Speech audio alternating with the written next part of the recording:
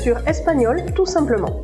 Je m'appelle Miren Chou, je suis professeure agrégée d'espagnol et j'ai créé le site leblogdespagnol.com pour t'aider à progresser facilement en espagnol. Si tu es à la recherche de ressources, d'astuces et de stratégies pour simplifier ton apprentissage et accélérer tes résultats, tu es au bon endroit. Dans ce podcast, je partage avec toi des outils précis et concrets pour t'aider à atteindre tes objectifs en espagnol dans la joie et la bonne humeur. Alors, installe-toi confortablement et c'est parti pour l'épisode du jour.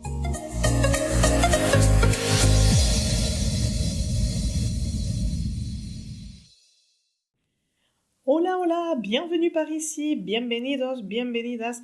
Je suis ravie de t'accueillir comme tous les jeudis sur ce nouvel épisode de Espagnol tout simplement. Et aujourd'hui, c'est un épisode qui me tient particulièrement à cœur. Mais avant de commencer, j'aimerais te poser une question. Et sois vraiment honnête avec toi-même. Combien de fois t'es-tu retrouvé dans cette situation ? Tu comprends tout, mais dès qu'il faut parler espagnol, plus rien ne sort. Tu regardes une série, tu suis une conversation, tu lis un message, tout roule. Et puis, au moment de prendre la parole, c'est comme si ton cerveau fermait les volets. Silence total, bug mental, le fameux existentiel. Si tu t'es déjà demandé comment je peux comprendre autant et pourtant être bloqué quand je parle, alors cet épisode est vraiment pensé pour toi. Et reste ici parce que non, tu n'es pas nul. Non, tu n'es pas doué pour les langues, comme le disent souvent les étudiants que j'accompagne. Non, ton problème n'est pas un manque de grammaire. Ton vrai blocage, il est complètement ailleurs. Et aujourd'hui, on va le décortiquer ensemble, simplement, honnêtement, sans te caresser dans le sens du poil, mais sans non plus te faire culpabiliser pour quelque chose dont tu n'es pas responsable. Je vais t'expliquer pourquoi tu comprends, mais tu ne parles pas, et surtout, comment sortir de ce cercle vicieux qui est totalement frustrant. Et tu vas voir, le déclic est beaucoup plus accessible que tu ne l'imagines. Pour faire simple, ce déclic, il se joue dans tes habitudes, dans ce qu'on appelle le mindset, c'est-à-dire la façon dont tu abordes les choses et pas tellement le contenu de ce que tu étudies. Il se joue aussi dans ton rapport à l'erreur et surtout dans le plaisir que tu prends à parler espagnol et à avancer en espagnol. Et si on veut résumer et simplifier tout ça en un mot au sens large, il s'agit d'un problème encore plus profond qu'est la confiance. Alors, si tu te sens concerné par cette problématique, installe-toi, respire et prépare-toi à te reconnaître dans beaucoup ou quasiment tout ce que tu vas entendre. C'est parti, on commence.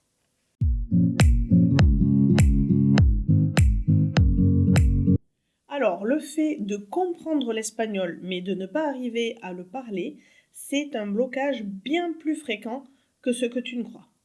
Et on va clarifier ensemble quelque chose. Si tu comprends l'espagnol mais tu ne le parles pas, tu n'es ni nul, ni en retard, ni pas doué. Tu es juste humain. Et un humain, par défaut, c'est un cerveau paresseux, dans le sens qui cherche le moindre effort, et surtout un cerveau peureux. Oui, les deux en même temps. Qu'est-ce qui se passe concrètement dans ton esprit lorsque tu veux prendre la parole ? Eh bien, à l'oral, ton cerveau panique. Il veut aller très vite et il veut dire les choses parfaitement. Il veut éviter l'erreur, mais aussi éviter le malaise, éviter le jugement et la surcouche de honte qui pourrait arriver si jamais tu te trompais. Résultat, il surchauffe et il coupe tout. Rideau. On parle beaucoup en ce moment de cortisol, et bien tu as une espèce de pic de cortisol qui te génère un stress tel que ça fait bugger ton système. Et comme je te le disais au départ, le vrai problème c'est que ton cerveau sait l'espagnol, mais ton corps, ta bouche et ton souffle ne savent pas encore s'en servir. Avant tout, voyons ensemble pourquoi connaître la théorie d'une langue ne permet pas de la parler, ou comment la grammaire rassure, mais ne te permet pas de t'exprimer à l'oral. Apprendre la grammaire, c'est comme étudier une carte avant de partir en voyage. Tu sais où sont les montagnes, les fleuves et les villes principales. Mais tant que tu ne marches pas, tu ne connais pas le chemin. La grammaire, c'est une sorte de GPS mental. Elle va t'indiquer la bonne direction, mais parler, l'acte concret de bouger les lèvres, de prendre des risques, de t'exposer, c'est tout à fait différent. Et soyons honnêtes, c'est beaucoup plus inconfortable. C'est pour ça que beaucoup d'apprenants préfèrent rester dans la théorie, parce que c'est rassurant, parce qu'on a l'impression de maîtriser, et parce qu'une faute à l'oral, ça peut piquer l'ego. À l'écrit, il y a toujours moyen de corriger, de se relire. L'oral, une fois que c'est sorti, c'est sorti et c'est ce que c'était. Donc, connaître la grammaire, c'est bien, ça aide, c'est indispensable, mais ça ne permet pas vraiment de se lancer. C'est comme essayer d'apprendre à nager en lisant un livre sur la natation. Tu peux tout connaître des techniques du crawl, de la brasse, du papillon, du dos crawlé. Si tu ne plonges jamais, si tu ne vas pas dans l'eau, eh bien tu ne sauras pas flotter. Alors, qu'est-ce qui te manque pour passer de je comprends à je parle? Eh bien, je dirais qu'il y a 4 éléments essentiels.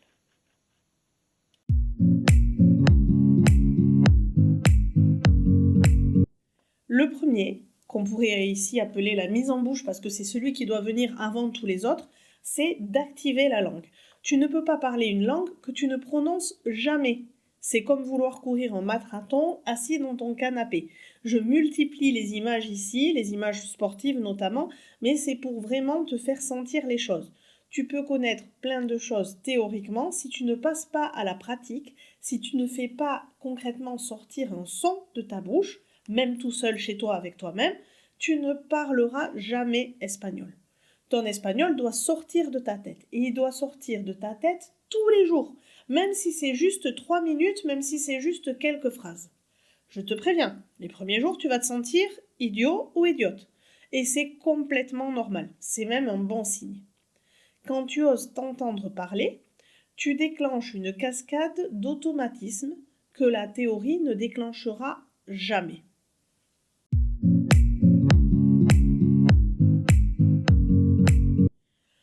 Le deuxième élément indispensable pour arriver à parler en espagnol, c'est ta tolérance à l'erreur. J'en parle souvent par ici, je l'ai écrit plein de fois sur le blog. On ne peut pas apprendre quoi que ce soit, et encore moins une langue, sans commettre d'erreurs. Et mieux, l'erreur fait partie du processus d'apprentissage. Si tu veux une vérité un peu abrupte, mais qui va t'aider à avancer, eh bien je te la donne. Si tu juges chaque mot avant de le dire, tu ne parleras tout simplement jamais. Les natifs, quelle que soit leur langue, font des fautes en permanence. Tu ne les entends simplement pas. Et pourquoi tu ne les entends pas? Parce qu'ils enchaînent, ils ne s'arrêtent pas 10 minutes sur chaque erreur en disant « Ouïe, ouïe, ouïe, aïe, aïe, aïe, qu'est-ce qu'il va penser de moi? Oh là, je me suis trompée, est-ce qu'il va vraiment me comprendre ?» Le natif, il commet une erreur, il enchaîne, la plupart du temps, c'est un lapsus dont il ne se rend même pas compte, et si l'erreur qu'il commet fait obstacle à la compréhension, eh bien son interlocuteur va gentiment le lui signaler en lui posant une question, en lui disant « Attends, là, qu'est-ce que tu as dit? J'ai pas très bien compris. » C'est aussi simple que ça. Mais si tu stoppes à chaque doute, si tu réfléchis des heures sur chaque mot que tu viens de prononcer, ça va couper ton discours. Les natifs, eux, ils avancent, ils ne stoppent pas, et toi, si. Et c'est ça qui te bloque, c'est pas ton niveau, c'est ton regard sur ton propre niveau, sur ce que tu penses de ton espagnol et ce que les autres pourraient en penser.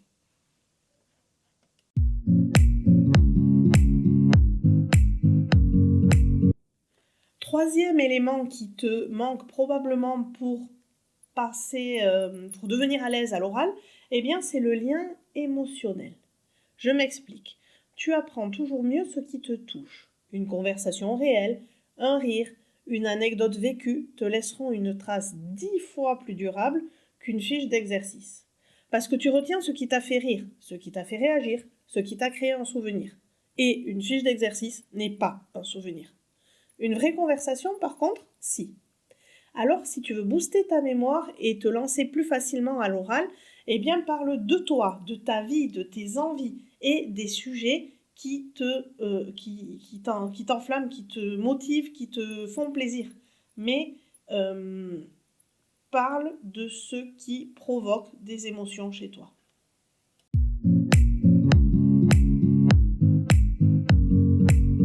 Et les émotions me font une transition parfaite avec le dernier élément qui est si souvent oublié et pourtant si fondamental. Le dernier élément indispensable pour arriver à parler à l'oral de manière fluide, c'est le plaisir. Et c'est vraiment le grand oublié. Tu peux t'imposer une discipline, oui, aucun problème. Mais sans plaisir, ton cerveau va forcément décrocher. Parler une langue, c'est avant tout jouer avec elle.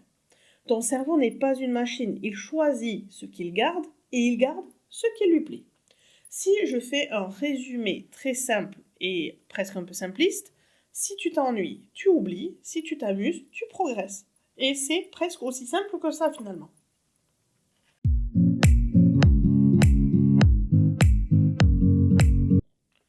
Bon, maintenant qu'on a vu les 4 éléments qui manquent probablement dans ton parcours pour pouvoir t'exprimer à l'oral, eh bien, on va voir ensemble comment remettre l'oral au centre de ton apprentissage.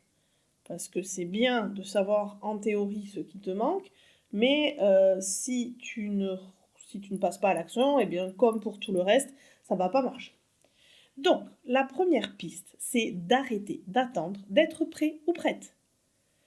Arrête d'attendre ce moment parce que, je te le donne en mille, il n'existe pas. Tu parleras quand tu accepteras de parler imparfaitement. La deuxième piste concrète, c'est de te mettre en situation. Et on l'a vu, la peur du jugement, la peur de ce que vont penser les autres est un grand facteur qui t'empêche de parler. Donc, pour commencer, cette mise en situation, tu peux la faire seule avec toi-même. Et oui, tout à fait. Tu peux, par exemple, simuler une commande au restaurant. Faire semblant de raconter ton week-end à quelqu'un, alors qu'en fait, tu es tout seul avec toi-même. Tu peux te présenter devant un miroir. Tu peux décrire à voix haute ce que tu es en train de faire quand tu es tout seul chez toi. Ce n'est pas seulement un jeu, c'est un entraînement qui va te permettre ensuite de passer facilement à l'étape d'après, c'est-à-dire faire la même chose, mais accompagné de quelqu'un. Troisième élément, eh bien, simplifie. Tu crois manquer de vocabulaire? Non, tu en as trop. Tu crois manquer d'éléments grammaticaux? Pareil. Parle plus simple, plus efficace et plus clair, au moins au départ.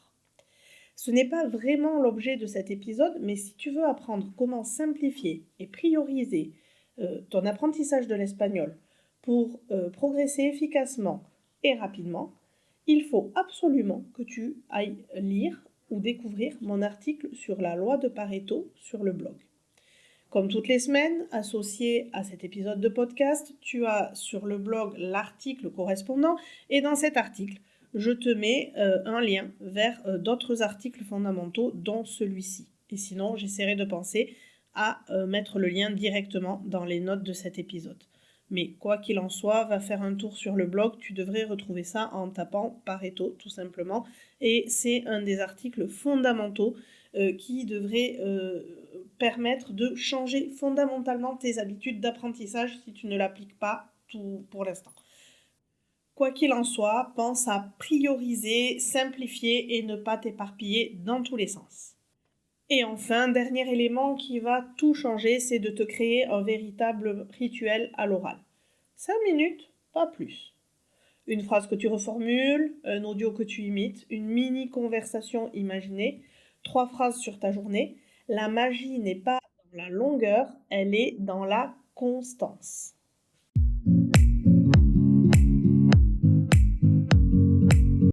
Et puis, pour terminer, je voudrais te dire, comme je l'ai un peu insinué au début de l'épisode, que le vrai déclic, il est dans la confiance.